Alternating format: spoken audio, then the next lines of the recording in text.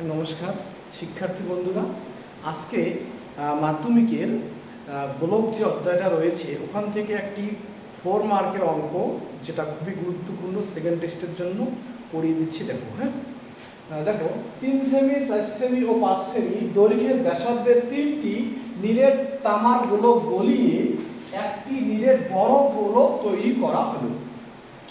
বড় গোলকটির ব্যাসার্ধ কত? তার মানে এই ছোট ছোট 3টি গোলক গলিয়ে একটা বড় গোলক তৈরি হয়েছে। তার মানে 3টি গোলকের যে মোট আয়তন, এই বড় গোলকটির আয়তনের সমান, তাই না? তাহলে ওই 3টি গোলকের আয়তন যোগ করে বড় গোলকটির আয়তনের সঙ্গে সমান করে দেব। ঠিক আছে? তাহলে দেখো, মনে করি বা ধরি বড় গোলকের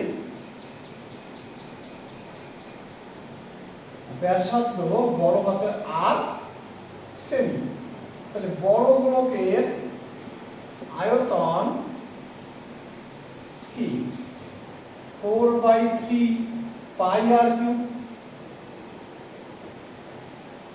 ঘন সেমি।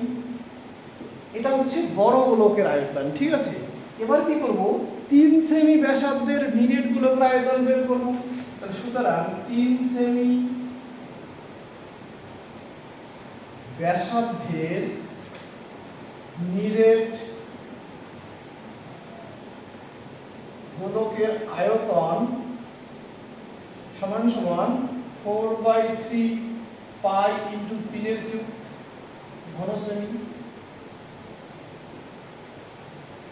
ঠিক আছে, এবার 3 জায়গায় এবার 4 সেমি নীলের গোলকের আয়তন 4/3 পাই 4 কিউব ঘন সেমি। বোঝা গেল? এবার 5 সেমি নীলের গোলকের আয়তন 4/3 পাই 5 কিউব ঘন সেমি। বোঝা গেল? সত্যি এই 3টির যোগফলের আর এই বড় গোলকটির আয়তনের সমান। তাহলে সত্যি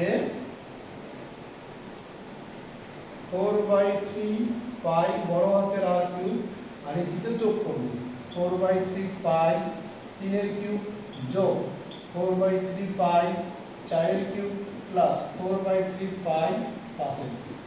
ঠিক আছে, বা 4/3 পাই আর কিউব ঠিক থাকলো, আর এদিকে 4/3 পাইটা কমন নেই।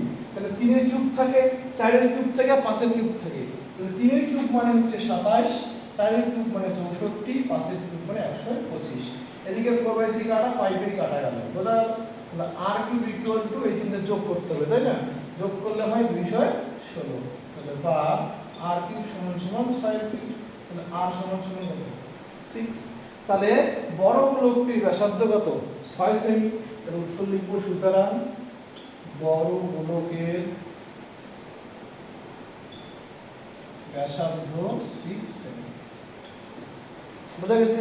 ধন্যবাদ।